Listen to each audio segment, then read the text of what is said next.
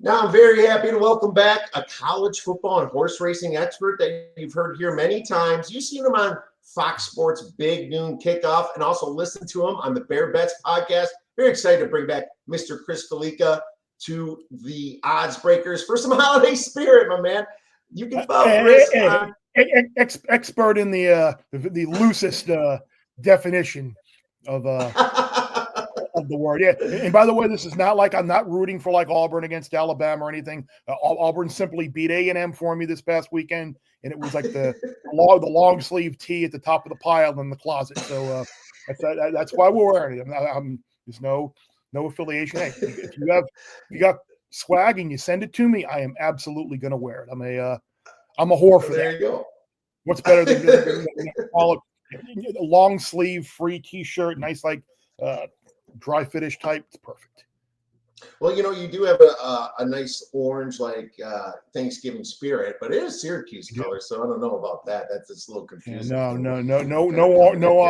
the orange for me this week. But the fact that you said that, it does, and everybody knows that I am a Miami alum, and I do think this will probably be a very high scoring game. What the total come out at 67 and a half. What's funny is the first total I wanted to bet on Sunday morning, and so I'm looking at it and I'm like, okay, I'm thinking, the books will lay 64 or something, but that's too low. I thought 63 maybe, 63 and a half around there. And then when I saw 67, I was like, forget it. I saw 67 and a half. I'm like, this is probably going to go lower, right? I thought there's some sharp money will come in on the lower. There's no way I bet the under, but yeah, it started out too high for me. But we're just getting right into this, baby. It might be one of those things where maybe you can see a drive or two. Maybe you get a 3 and out or a missed field goal or a little bit of a long drive, and you can maybe hop in on a live total and go over there. But yeah, it worries me. You look at Miami's last 7 games. You brought up the orange, so that's why I figured it was a good segue just to talk about Miami. Look at the last 7 games. Wake Forest, 6-point game, fourth quarter. Georgia Tech, they trailed by double digits. Duke, they led by 1. Florida State was the only game in this stretch that it was a non-game going into the fourth quarter. Louisville was tied in the fourth quarter. They're down 20 against Cal. They're down 10 against Virginia Tech. So, Miami playing a team on the road against that can score points and move the ball. I don't know. I don't know if I'd want to be laying double digits here. Anyway, back to regular schedule for Miami. Regular schedule. What's funny, and I do want to say that Miami starts off slow. You probably made a killing if you faded them in the first half and bet them in the second half all year long. So you can get a live over if you still want to look into that game. But man, this is Thanksgiving. We got to talk a little food, Chris. And we have too good of a time doing it. We talked about pies before. We talked about dips and all that stuff. I'm thinking about bringing back the hors d'oeuvres, though. And it's been a while since we talked about holiday hors d'oeuvres, so let's do that a little bit. And let's go top 5 style. I'll start with the 5th one, and it's just a very standard one, just straight up ranch dip and veggie tray. I think it always hits the spot, and people like to feel like they're healthy, even though they're not even close to healthy.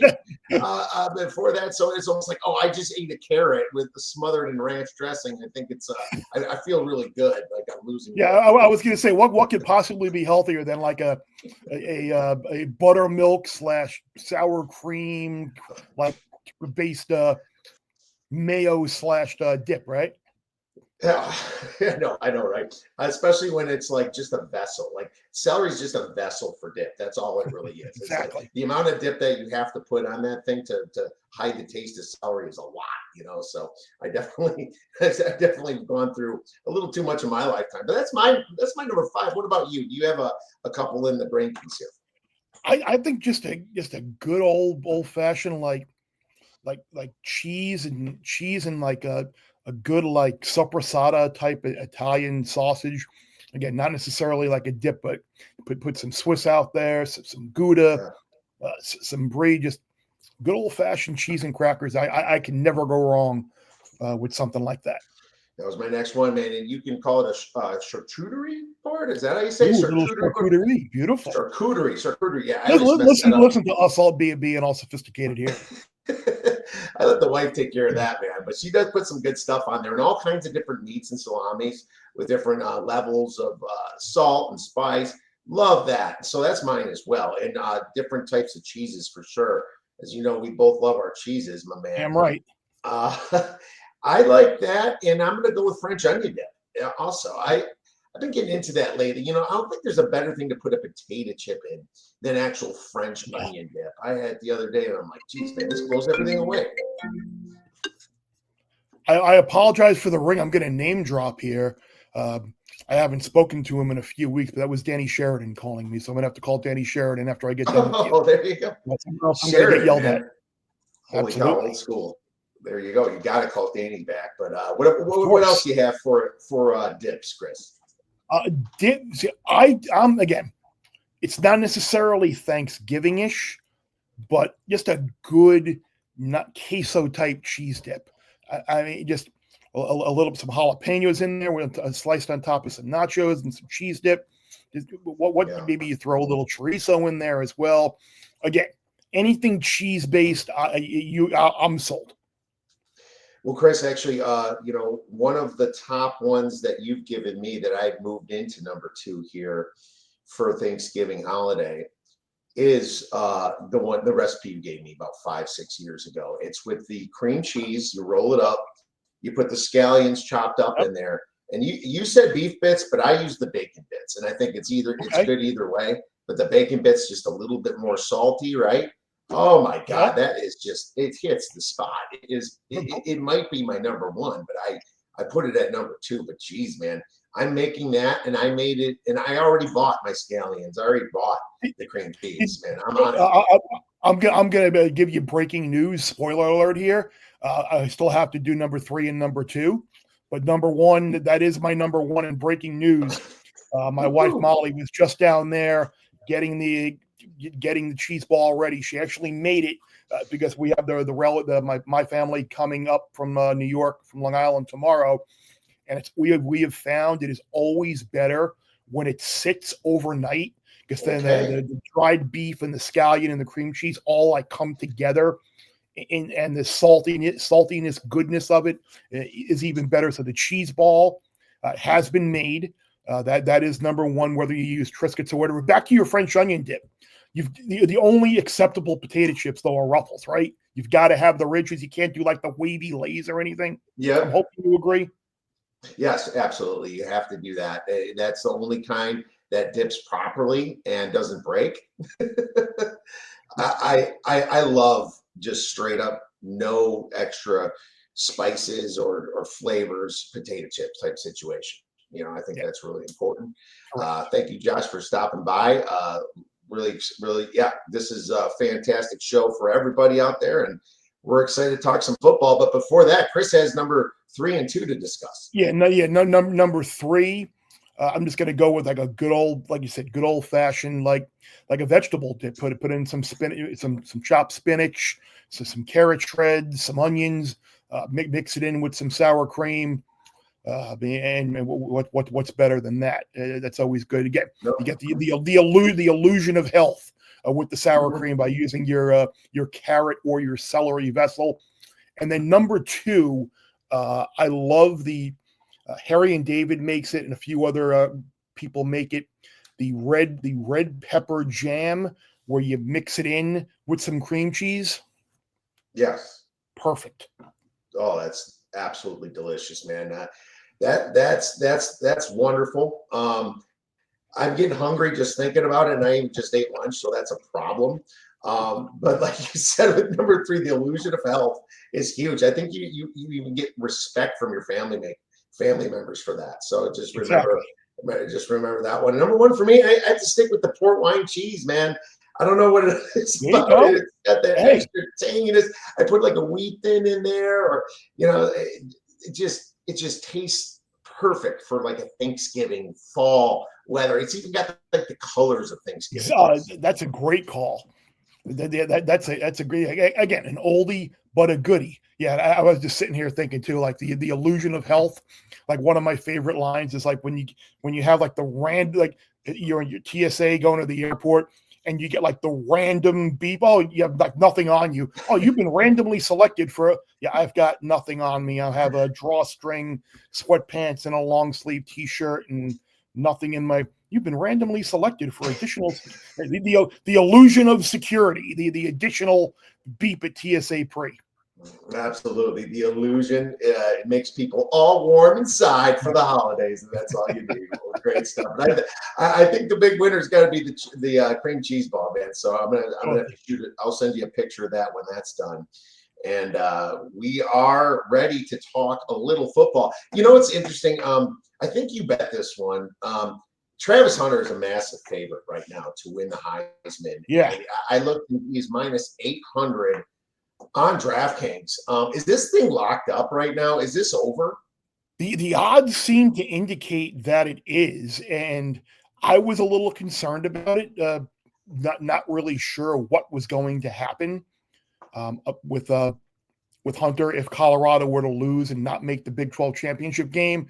But he actually is kind of a bigger favorite now than he was before last week, and it was something that Sammy P and Will Hill and Jeff and I were talking about, and really it was Will Hill actually trying to convince me that we were going to be good because, of course, I've got the number from preseason, and he said he really isn't tied like a quarterback would be to one-loss record, and it makes sense. It's not like he went out and turned the ball over 3 times and threw a couple of picks and maybe was 22 of 55 or something like that in a loss and didn't have a great game. You had an unbelievable game last week and was probably the reason they actually worked themselves back into the game right before halftime. It wasn't his fault that the defense couldn't tackle Devin Neal up front from running the ball. So the numbers and the betting market seems to indicate that it's over. I think kind of getting ahead of the game a little bit here with one of my picks, I would be again, I have not checked the weather report, so I'm going to full disclosure there. But assuming weather is going to be okay in Boulder this week, I would fully expect Colorado to put up a massive number on the board. Team total over. I consider laying the points against the corpse of a program that is Oklahoma State right now. They are one of the worst teams in the country in terms of defending the pass. Their defense is bad. Issues in the locker room. Their coaches that are there, that they're on the way out the door and they know it. Out in final game, probably for Shadur and Travis Hunter. I can't imagine that they would play in a bowl game that wasn't a college football playoff game, and if they weren't to make the Big 12 championship games, I think those guys go out and put up a massive number, and Colorado does everything that they can do this week to guarantee that Hunter does walk away with that Heisman in 2 weeks. All right, well, great. We're going to talk about that game in a minute too. So I would vote Hunter if I was right now. I would, but I also disagree with minus 800. I don't think it's that locked up yet. I don't think so either. Yeah. Okay. So we both agree with that. If I was a voter, I would vote. I'd watch Hunter play. I've seen his moves. It's like that Kevontae Turpin move you saw him put against Washington when he scored that touchdown. It was fantastic. But that's what Hunter does every week. I've been watching him play, and he's just a one-of-a-kind athlete. He's a perfect NFL football player, a perfect top 5 draft pick. He's probably not going to play both ways, but he's going to be absolutely dynamic, and maybe he'll do some punt returns or something. I don't know. Sometimes they do that when they're younger. But I also have to say that Cam Ward is having just a wonderful freaking season. And you know what? If he finishes out strong and beats SMU in that championship game by a lot, Cam Ward's been carrying Miami, and Miami will have defensive faults. And sure, Miami doesn't always start out right away, but he finishes the game. I think Cam Ward should be a better number. I would put minus 300 to minus 350 if it was up to me, Chris. Yeah, maybe a little higher than that, but I agree with you on Ward. It seems like because Miami, I went through the games that they've been struggling in games, and he has a tendency to maybe make some bad decisions at times and hold the ball too long, turn the ball over like he did against Georgia Tech. But you're right, he has had an unbelievable season. Without him, Miami is probably 6-5 right now. He's being a little bit disrespected in the market.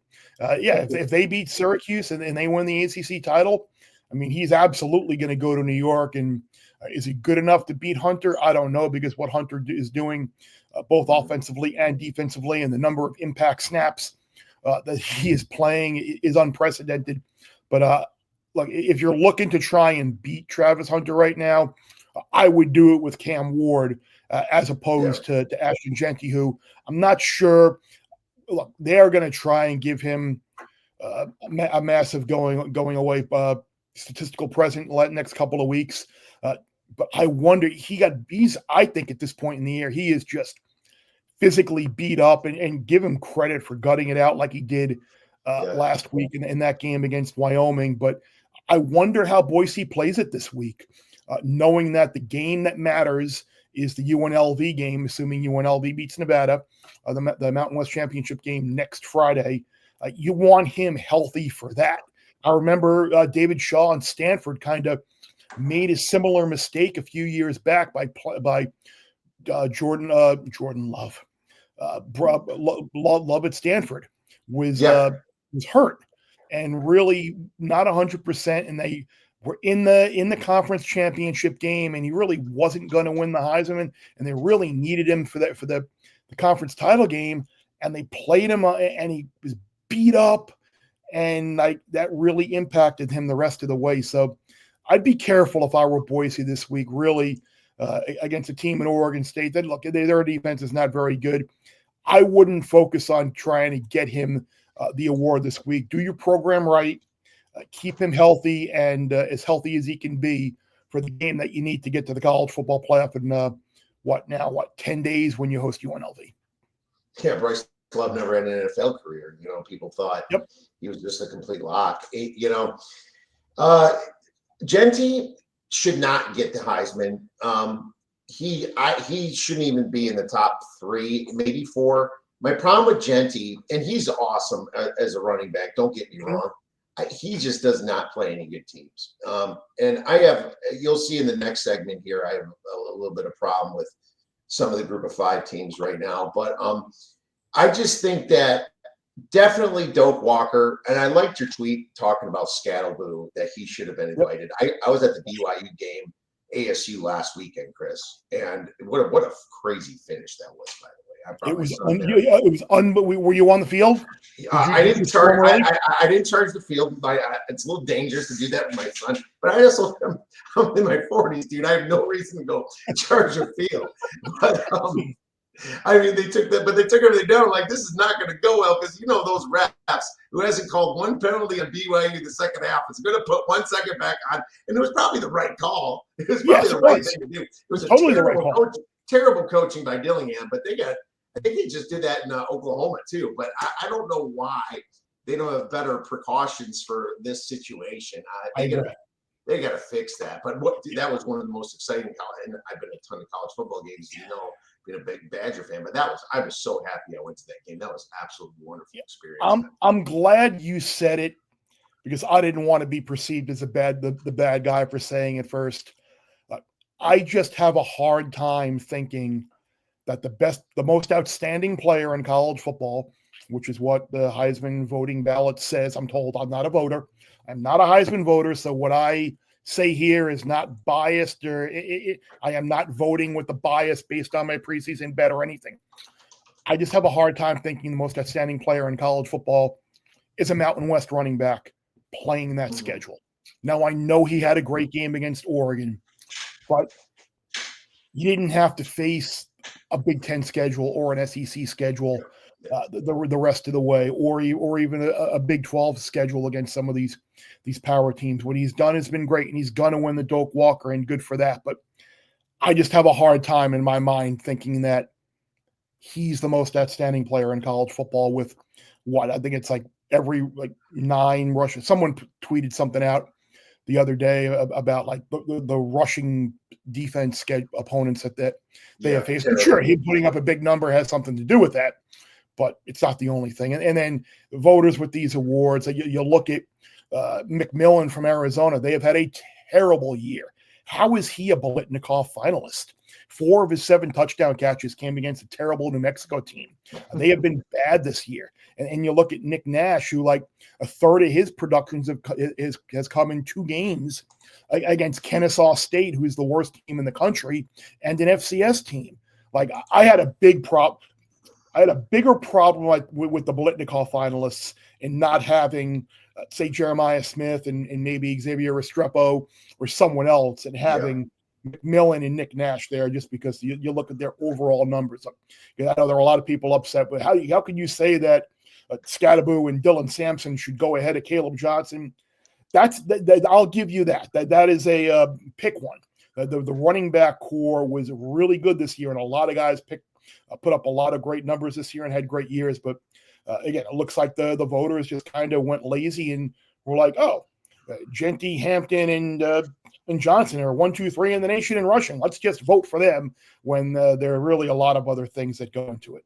Yeah, Scalaboo is going to be like a Mike Allstott with a little bit more finesse. That guy is so hard to tackle. Let me tell you, him. Mark Ingram loves Cam Scatterbo. He is a dude, and he is going to play in the league for a long time. He's just not like this mid guy who is just going to be a hanger on. He is going to have an impact in the league. Ingram loves that kid.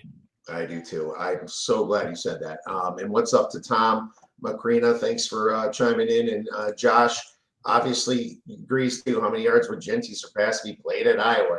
Just amazed Caleb Johnson. That's the big question. And you know what? If he was completely blowing away Sanders' record, then maybe we're talking a little bit more about it. But he's not doing it in a week conference, so we don't have to continue on that. Let's move on to a little bit of the college football playoffs, and we're going to hear the announcement tonight. It's funny. You think Indiana took a hit, and then the SEC takes a massive hit. It's like the whole question, Chris. Now that we have 12 teams, should they be based on pure power ratings, or should it be something else? It's funny. I think it's kind of a hybrid, and I always liked.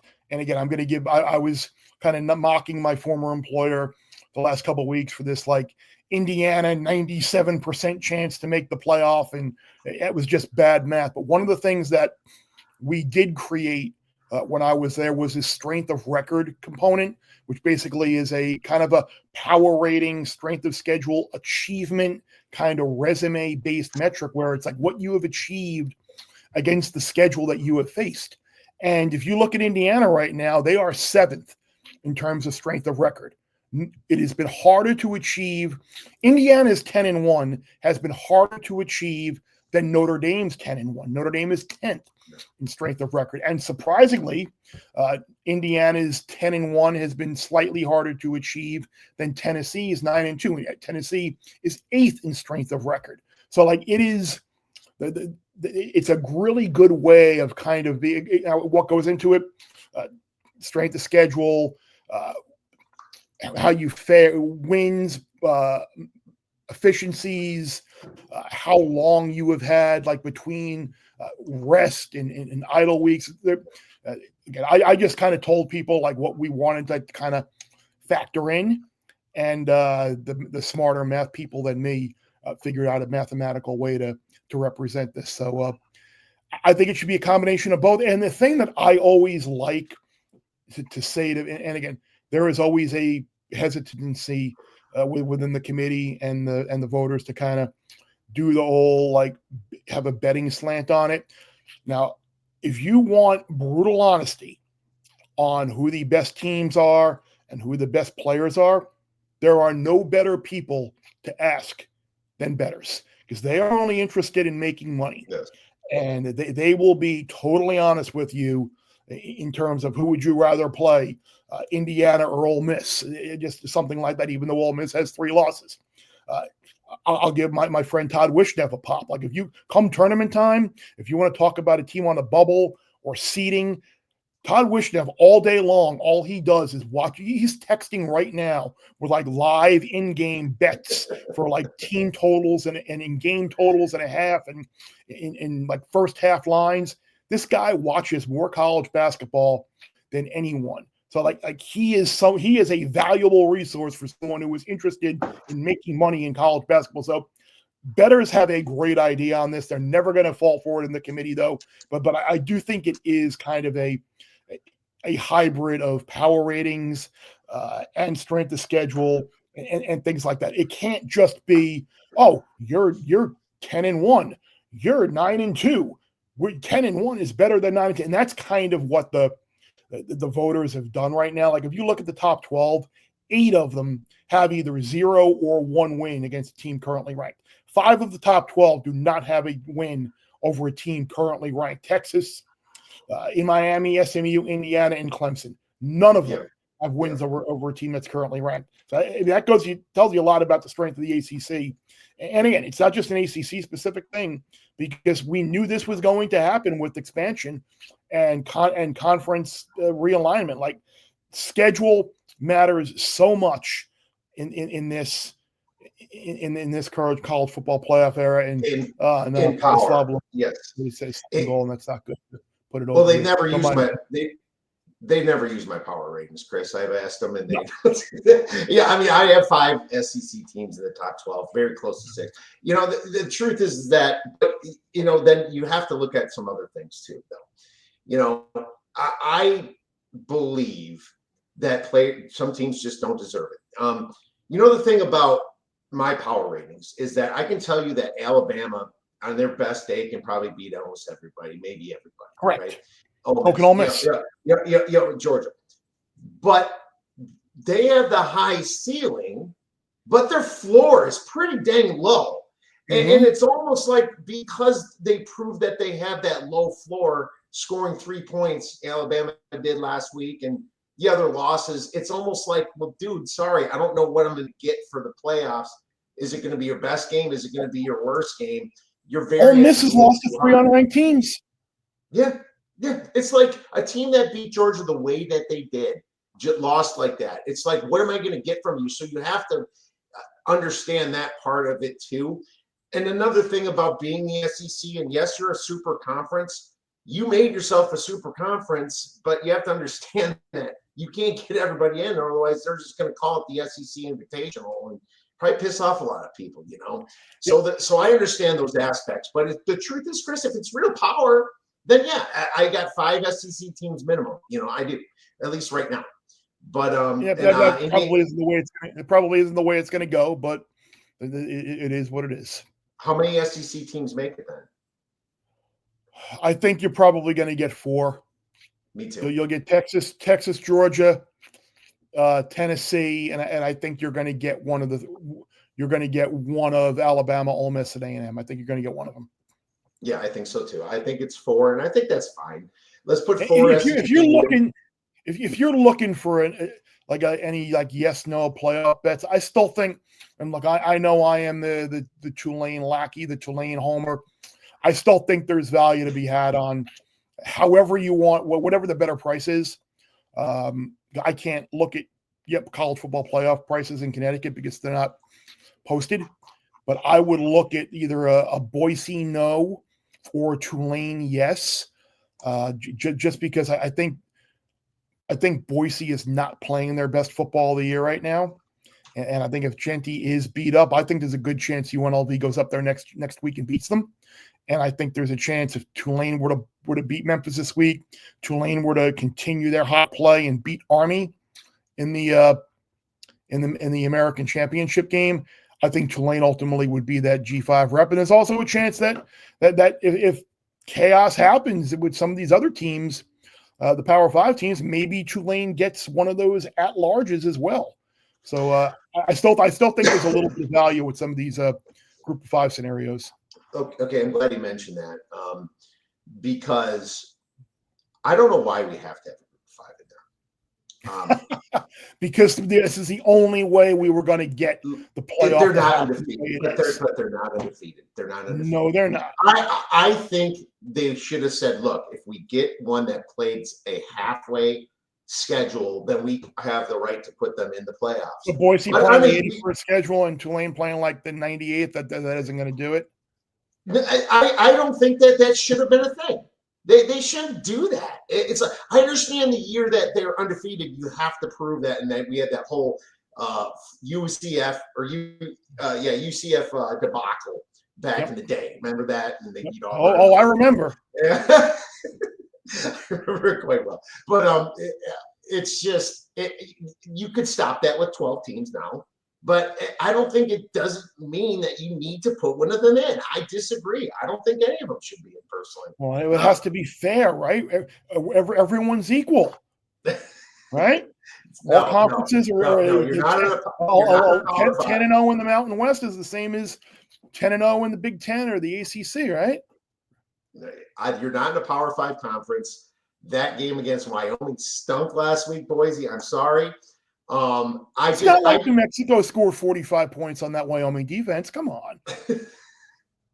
Dude, it is bad. And I just disagree with that narrative. That's a part of it. And I think they are taking away a good team that played their asses off this year in a harder conference because of that stupid rule. Now, don't get me wrong. If Boise did beat Oregon, they're in for sure. But they didn't. That's my problem. And if you're going to have an easy schedule, that's what you need to do. Just get that one win and then blow through your easy schedule. But Tulane sure as hell went to Norman and played Oklahoma a hell of a lot tougher than Alabama did.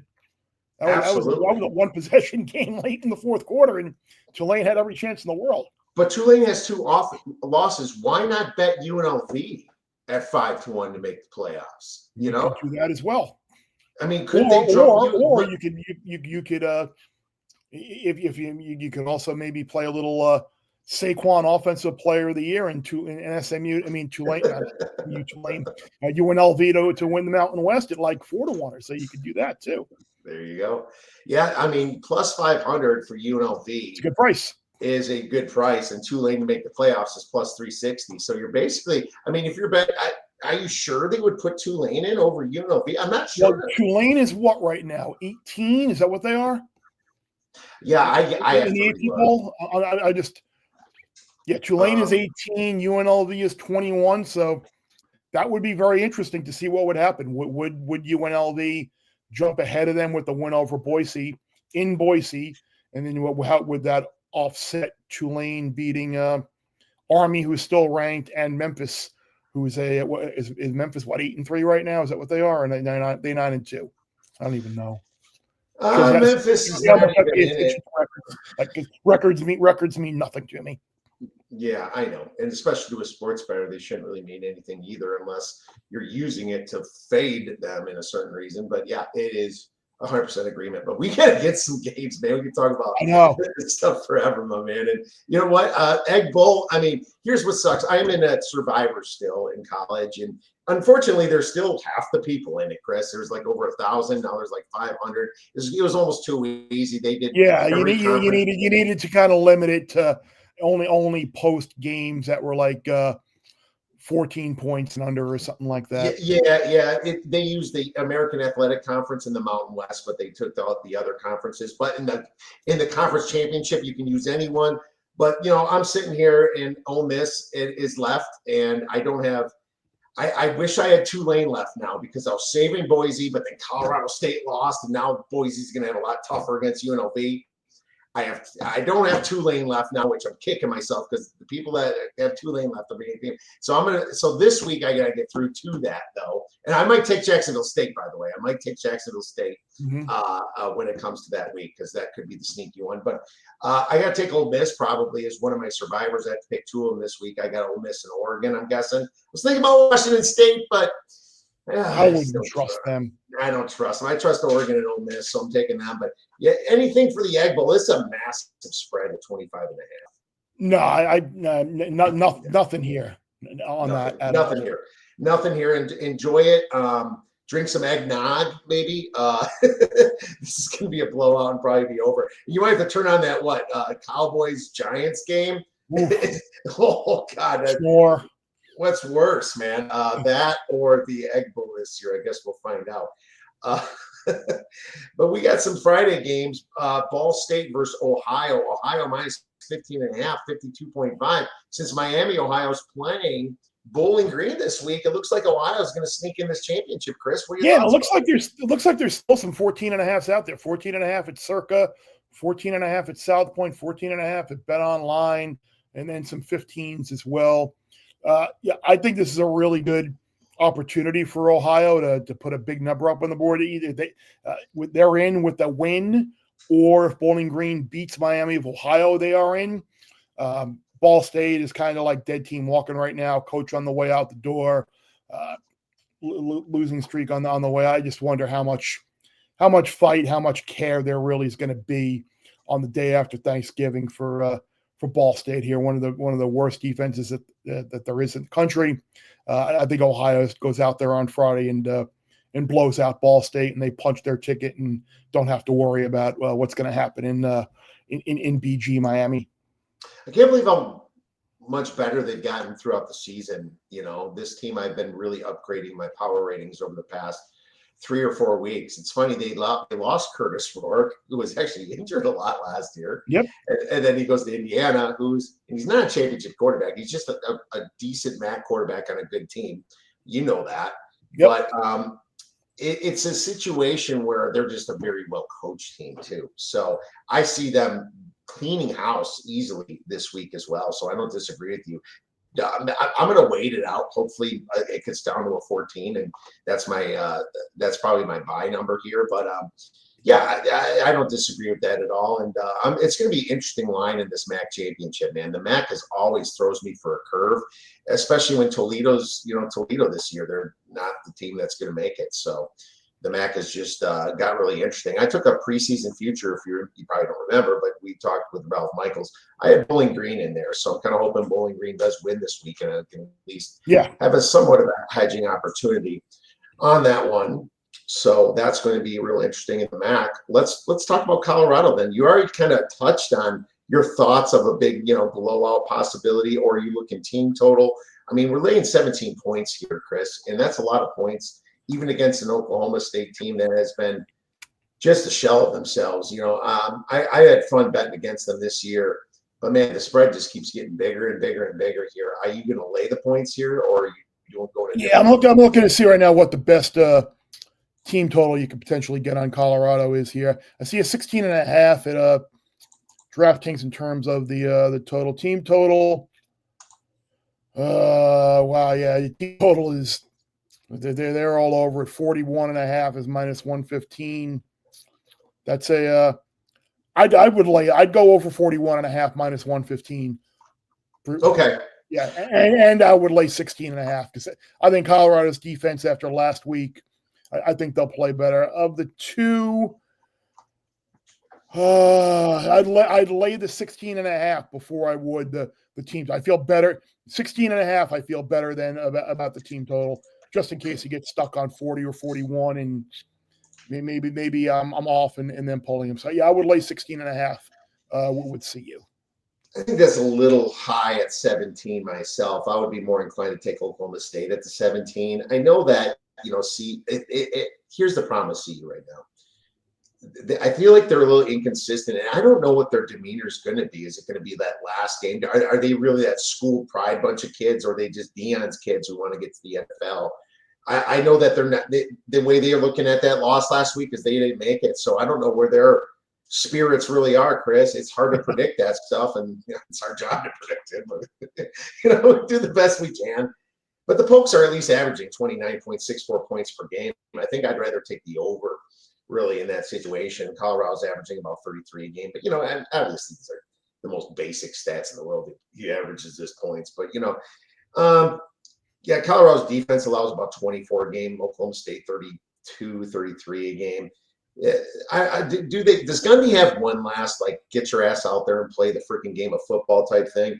I know they should have beat BYU. They don't. All right. Well, fair enough. Okay. Well, you know what? Slight disagreement, but this total could be a little bit too low, even at the number of 65. And I do expect a Heisman performance in a lot of these poses right here by our boy Travis Hunter this weekend. So this Friday. So we'll be ready for that, Chris.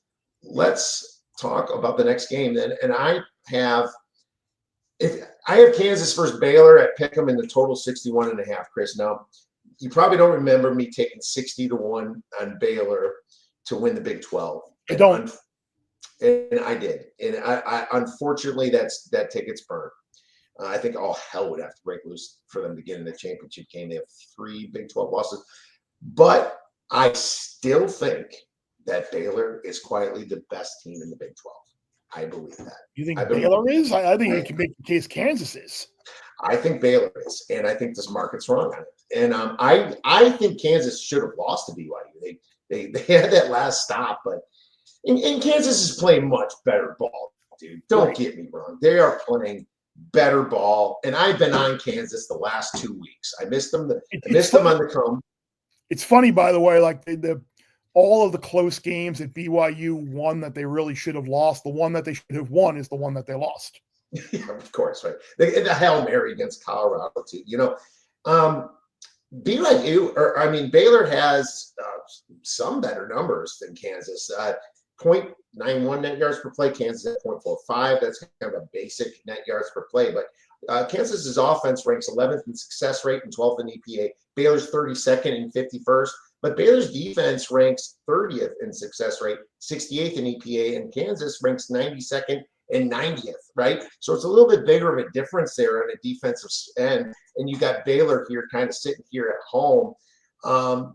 I do like the run on the Jayhawks, and they've been great. But Bryson Washington, man, I've been watching him, and I had Baylor at West Virginia, and he just plowed through those kids.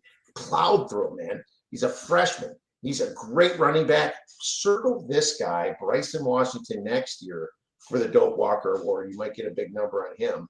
5.72 rushing yards per attempt, 10 touchdowns. I think they're just going to run all over Kansas, who ranks very poor against the run in the 100s in their opponent rush EPA and rushing success rate for Kansas. So I think Baylor runs all over them and wins this game, Chris. Yeah, it certainly. I mean, people might be a week late to Kansas. Like I said, Kansas is certainly the buzz team right now. You're going to be on the sharper side, the perceived sharper side, as I would expect most people to be on KU here, looking to close out the season with the 4-game winning streak and get to a bowl game. Yeah, and that's the whole thing. Can they get to a bowl game? I think Baylor's going to put on the brakes and be like, "You shouldn't have screwed up against Illinois, Kansas." There you go. They led in the fourth quarter and like every single win except for I think the TCU game might have been one that they didn't lead. But yeah, every game in the fourth quarter they were either leading or it was they were right there. And you saw the reason when they lost their offensive coordinator to Pennsylvania and Penn State. And I think that Koldenicki made a big difference, but now Lance Leopold just proved he's a great coach. I like Kansas, don't get me wrong. I just think Baylor's just the best team in the Big 12, and I'm going to get my money back on that bet I took at 61 for him against Kansas here, so I'm open for it, but we'll see. It's interesting. This kind of moved a little bit towards Kansas, but it's still kind of close to pick 'em right now. It's a fair pick 'em, but you pick this one. Houston versus BYU. I guess we love the Big 12, Chris, for betting. I don't know why. I don't know why, because it's the most random up in the air conference that there is. It's like the MAC, right? The MAC of the Power Four. You like this game, Houston versus BYU, and BYU's laying 13 points after that crazy game in Tempe. Total is a very low 41. What do you have for us? I am not looking to bet this right now because I think this is going to get to 13.5 at least. Maybe it touches 14 before a buyback, but I'm going to wait for some 13.5s to pop because I think we're going to get there with the narrative now about BYU and the chance to potentially get to the Big 12 championship game should either Iowa State or Arizona State lose and them controlling it. I know Houston's offense has not been great in recent weeks, and they've been very hit or miss. But their defense has played well, and I don't think Willie Fritz is the type of coach that his team is going to quit on him. I mean, I think he's building something there at Houston. He ran off a lot of guys there, and I think he has guys that want to play with him. I would, when this thing hits 13.5, I will absolutely be betting Houston because I don't think this is a gimme win for BYU whatsoever. I don't think so either, and I think they're flustered. My power ratings is exactly on this 13 number, which is annoying because I really want to bet Houston somehow too. I wonder if you even get this up to 14. You're right, Chris. I have no reason to jump into it right now either. Sometimes it's just best to wait, and you'll be surprised sometimes. Sometimes you'll even get the hook at some point, So yeah, you'll know by game time if Iowa State loses to K-State or ASU loses to Arizona, you'll know, and this number is going to go through the roof. This is the last game of the night, 10:15 Eastern on Saturday night. So you'll if you're willing to wait and hold out, you're going to get a much better number. I don't know why BYU gets all these night games. Why are they so lucky they get all these night games in promo, man? They must be loved over there. Maybe God blesses them somehow with night games. Let's just say. I shouldn't say last game of the night. Of course, there is that New Mexico Hawaii game. Yeah, it's always Hawaii to lean on, my friend. At the end of the day. All right, let's go SEC. I got a bigger game. Texas versus Texas A&M. Texas A&M's +6. Total of this thing is 48.5. You can probably tell which way I'm going to go with this, Chris. Texas has not proven to me that they can beat the big teams, really. And they had one of the simplest schedules this year and had it all in front of them against Georgia. And, man, they just looked terrible. And not only that, it's not like they looked that good recently against Arkansas. Kentucky's a pushover team, and they couldn't even cover against Kentucky. I'm looking at A&M here. Texas has pressure on them. And they don't. And Quinn Ewers and this team hasn't proven that they can play with pressure. They have done a bad job with pressure over the last few years. They're questionable to make the playoffs last year, and here we are. They have no ranked wins, and Texas A&M dropped a rough one last week, and they probably want to get back. You know, Texas A&M is not that bad in offense, ranking 34th in offensive success rate, 13th in defensive success rate.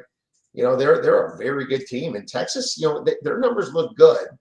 2.4 net yards per play, 22nd in defensive ratings.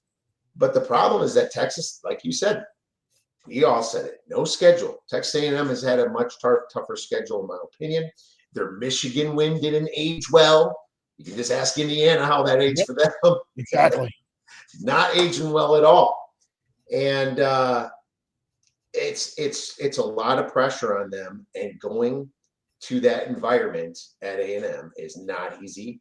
But guess what? This is not that bad quarterback that they had in before they got Marcel now. And I think he is a good quarterback, and I think that kid is getting better and better, and I think he's a winner.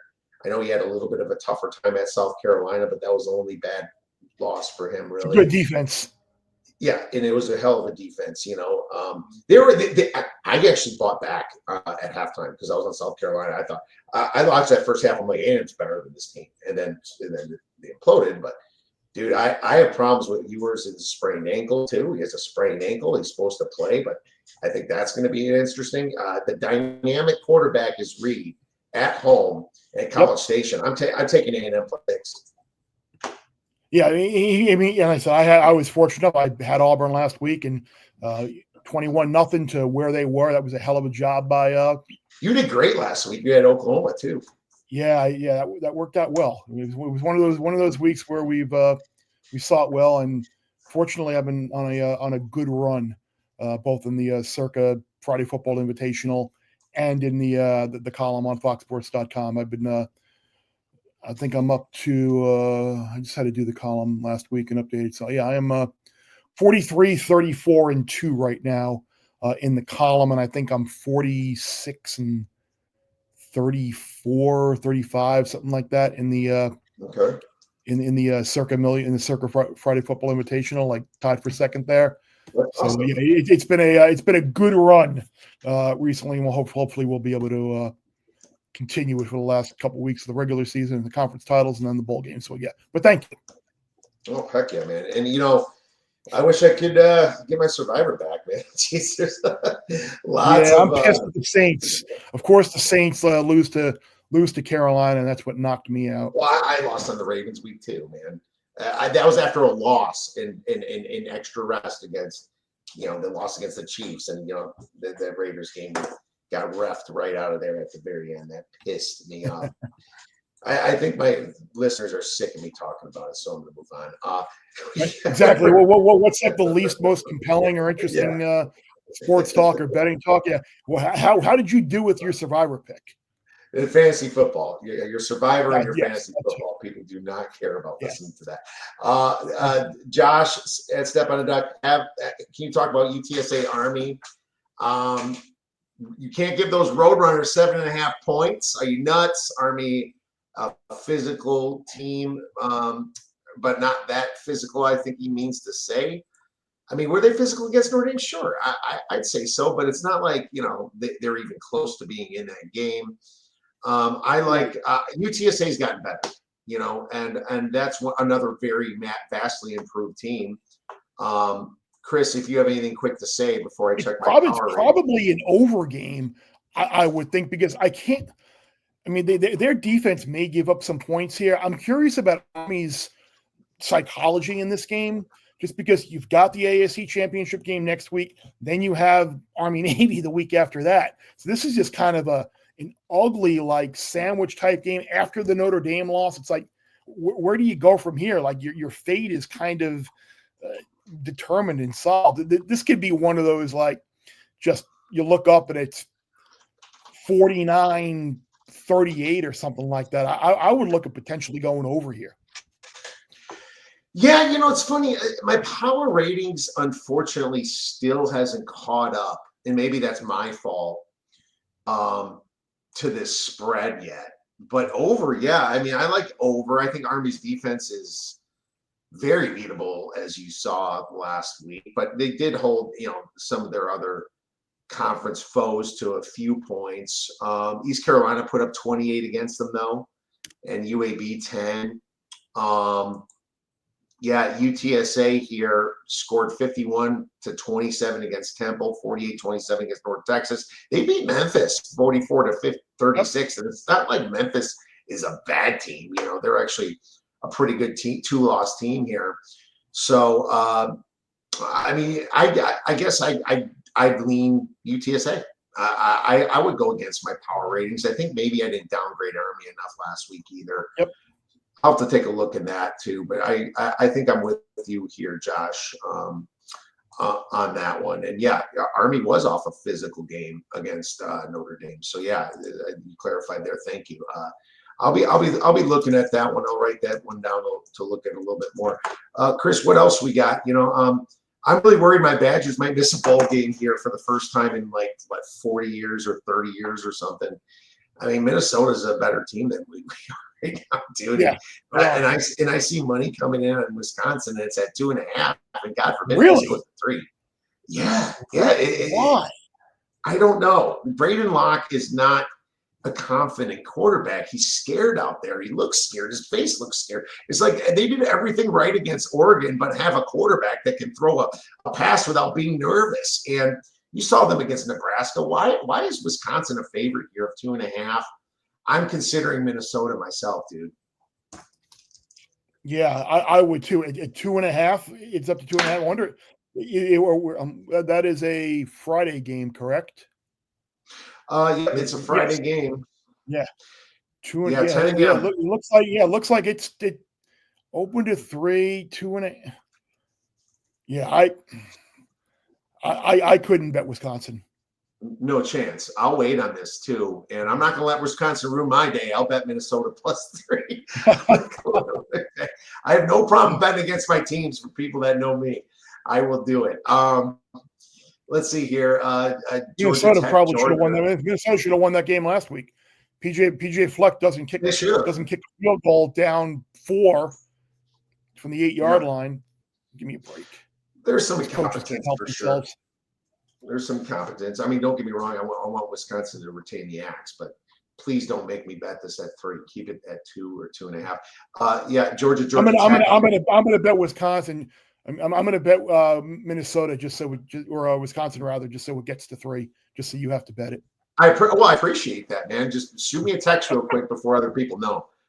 Before everybody else, I would love to come back on you for that. And I'll throw you a couple cheese curds your way. Oh, Georgia Tech. I mean, this is weird.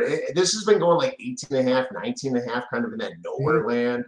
It makes me wonder if Georgia Tech actually has like an outside shot here of kind of just somewhat being in this game. Maybe lose by 14 or something. What do you think? Totally see it. I was mad at myself last week for not putting UMass in my Bear Bets column. Fortunately, I got in at 38.5 live because I said to myself, I'm like, why didn't I bet this earlier? Because this is the ultimate, like, Kirby just rests all his guys who he's going to need for the Georgia Tech game. You got a bunch of injuries, classic vintage sleepy look ahead type game. Unfortunately, I got in at 38.5. Unfortunately, it won. But the same thing holds true now. Like, the biggest loser last week was Georgia. Like, now they are in the SEC championship game. They got to play that game, and you have to win it. Because if you don't win it, then you're doubly screwed, and then you only get the 1 week off before you have to play in a first-round game. Like you give Kirby Smart some truth serum and be like, okay, well, you don't get to play in the SEC championship game. However, you get December 5th off or December 7th, you get December 14th off, and then on the 19th or 20th, you're going to get to play either the Big 12 champion or maybe Boise State in the first round, and then you're probably going to get to play the other team in the second round. Like, you'll give him that option every single day of the week, and he would have taken it, as opposed to now either playing Texas for the second time or Texas A&M, another physical front in the SEC championship game. And then if you lose, then you only get the 1 week off, and then you're in a position where you're going to have to play, I don't know, Notre Dame, Penn State, whomever in the first round. So the fact that Georgia now was in that game, you got to win it. So I think it all adds up to potentially a sleepy look-ahead type role where maybe Georgia Tech just kind of controls the ball, have an opportunity to move the ball. Oh, they're great at controlling the ball. That's what they do. I mean, we saw them do that. Miami couldn't get them off the field on third down. Yeah, and that's what they really are, a great success rate on offense. And they played a few games without Haynes King, or at least one. Georgia's defense is just not what it used to be. You saw UMass almost put up 28. I mean, they put up 21 against them last week, right? Georgia's defense in the 20s, kind of in success rate, right? Kind of 21st in EPA, not that top 5, top 10 that we're so used to seeing with Georgia. And you just wonder, they're only a 1.4 yard per play margin. I feel like the quarterback's kind of been checked out of there a little bit. A lot of people give him crap for his Lamborghinis and all that, his girlfriend, but I don't know. I think there could be something to that too. I don't know. It's another one I'm not going to rush into, but this thing hits 21 or something, you're probably buying it. I think my number is 19 anyway. It's like not like I'm really off. And Bowling Green, Miami, Ohio, that tight end, Harold Fannin, is a beast for Bowling Green, and he's their leading receiver. Yeah, he is banged up. I mean, I was going to say, he may not play. And again, Bowling Green's in a tough spot because they're going to have to win that game to get in. Yeah, they're in a very tough spot. I'm curious, like, if they might, how college they'll throw him out there if he's injured. I feel like they do that a lot more than they do with the pros, man. Yes. And then you see him kind of limp out. God, who was it last week that they did that with? It was I can't remember. I think it was a quarterback too, and I was on them, and I was like, oh, I wish I didn't take that at the last second. Maybe it was the week before. I can't remember, but he went in and went right out. Like, Jesus. I'm trying to remember who that was. Let's find out. I like Bowling Green, Josh, just because I've been on them all year, and I got my future on them. But man, Miami, Ohio is not no pushover. It wouldn't shock me if it's Miami, Ohio versus Ohio in the championship game here. What would you rather? You're bringing back flashbacks to the Buffalo future. Yeah, please no. That's pain, Chris. Pain. We had good numbers that future. What about would you rather? Let's do would you rather. Let's do would you rather take the points with Washington, or would you rather take the points with Michigan? I would rather take the points with Washington. Because I think Oregon, the way Dan Lanning has been managing Oregon this year, they were a team that, look, I had the Badgers against Oregon a couple of weeks back. I remember I texted you. I was like, Badgers and Bears, and you're like, what could go wrong? Well, nothing went wrong. You hit both. And you look at Oregon, you're in the Big Ten championship game. You're either going to be the 1 seed or the 5 seed. You're going to win. Oregon has been the team where They've kind of gotten off to a quick start. They didn't necessarily get off to a quick start against Wisconsin, but they have had a tendency really to manage the game and just kind of have a second half where things have been comfortable in most spots. But I think at home here, it's just about getting ahead, not getting anybody hurt, win the game, knowing that you got to go to Indy next week and play Ohio State in the conference championship game. Look, Ohio State is going to blow out Michigan. I know Michigan put 50 on the board against Northwestern last week, but since the Oregon game, if you look at what Ohio State's defense has done in terms of, I think it's like 15 or 16 opponent red zone trips, and they've allowed 4 touchdowns. I think since the Oregon game, they have not allowed a touchdown pass. They have been unbelievable since they kind of, I don't want to say put Larry Johnson in the timeout corner, but since Ryan and Jim Knowles kind of had a talk and defensive philosophy has changed, they have been much better getting after the quarterback. I think it's like 16 sacks in those games since. This is a Michigan offense that really can't throw the ball. Defensively, they're probably still going to be without Will Johnson, which I think will affect them. This could be very ugly because the Ohio State team that I saw last week played with a massive, massive chip on their shoulder. I think they were kind of internally pissed off about all the talk about Indiana and Kurt Signetti's talk about we're the emerging superpower in the conference. I think that resonated, and I think the fact that Michigan has won, 3 straight now over Ohio State, and they're in a desperate need to get a win. I think this could potentially be very, very ugly on Saturday. Oh, I agree, my man. It could be very ugly. I know we only have a minute left or so. I want to mention something real quick.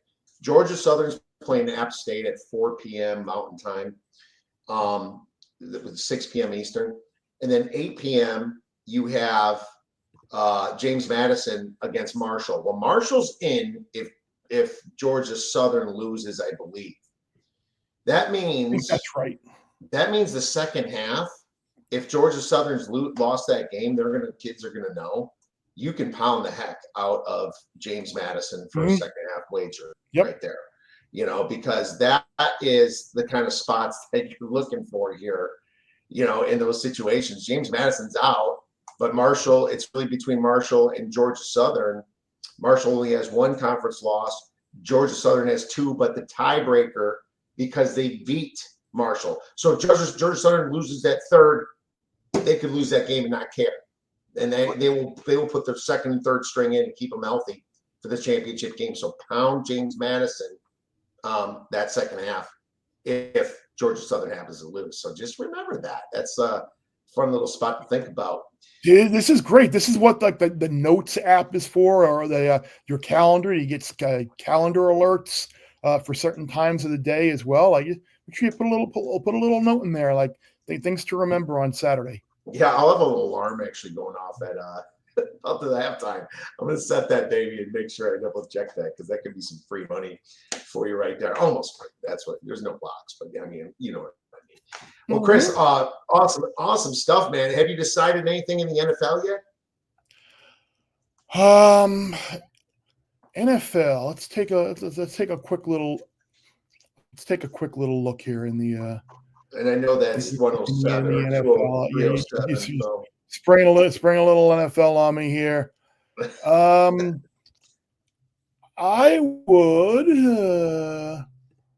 I'd take a look at Arizona this week. Okay. I know it was a really ugly loss in Seattle, but now Minnesota certainly offensively has had some problems. I know Brian Flores' defense are typically pretty good. I'm going to take a look maybe at Arizona, plus the 3.5 would potentially be an option. Yeah, I'm still numbed and stung by the Raiders on Sunday, costing me another 5-2 week in the Circa Friday Football Invitational. Having the Raiders plus the 6, and you got the ball at the 1 and incomplete pass, and then Spencer Ritter getting sacked. Yeah, that was pretty brutal, but the field goal wouldn't have done it. You needed you should just run the ball and score a touchdown. I know. Don't get me wrong.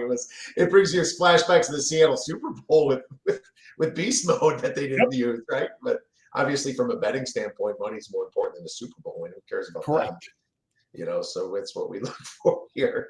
And yes, good point, Josh, about South Alabama. They need to put pressure on Louisiana too, so we'll look at that one for the weekend in our cliff notes. That's a good one for me. I have a South Alabama under 6.5 season win total that I need to potentially bet them this week on the money line. I don't know. I kind of like them actually this weekend. Texas State. Texas State's been a major disappointment this week. They might just be playing out the string. That was an inexcusable loss last week against Georgia State. Oh, absolutely. It made no sense. The Texas State should have been a much better team, in my opinion. So the way they played ASU and everything earlier this season too. So I agree with you there. But Louisiana plays first, so they're going to try to win against Monroe, and then obviously we'll see what happens when the 1 o'clock game here happens, or 3 o'clock Eastern with that. So unfortunately, I don't think that's something I can use to bet unless Louisiana loses, right? Yeah, that's an interesting rivalry too. Louisiana Monroe plus 9.5. Monroe always shows up for this game. I know that, so that's interesting. They would love to play some sort of a spoiler type situation in there. Yeah, Louisiana 6-1, Arkansas State and South Alabama sitting there at 5-2. Louisiana loses to Louisiana Monroe. It's just going to be really interesting coming up. So keep all those in mind. And Chris, I am on the Cardinals +4. I took them early in the week. One of my few. I'm totally on them. I think. Yeah, without that pick six, that was a really even box score type game against Seattle. I give Seattle props, and they had a little home cooking maybe, but they had a great crowd there, and Seattle played their asses off and deserved to win. But I don't think that the Vikings, the way they played the Bears and the way they've been playing lately, should be laying points against anybody, especially they just lost their left tackle to injury as well. So keep that one in mind for that, Chris. Well, my man, thank you so much for coming on, breaking down these wonderful games, talking food. We always love that. Where maybe put some of that in your column, but where could our listeners get your great column this week and your plays? Oh, we'll have a college football pod and NFL pod. I don't know. They might both be up on Wednesday because we are recording both on Wednesday, and then of course we'll have the college and NFL picks columns up. Bruce and the Bear pod will be done again on Friday as they typically are, and then we'll be in Columbus on Saturday afternoon for Ohio State, Michigan, 3-hour show, 9 o'clock. Ohio State, Michigan. Well, maybe you can leave that one by halftime if everything goes like. Yeah, once the show ends, I'll be in the office taking in all the other games. All right, that's my deal. All right, well, I'm sure you will, my man. Make sure you guys check out Chris. Chris, it's been a pleasure. Have a happy Thanksgiving. Enjoy all the food and send me some photos. Absolutely, you do the same, guys.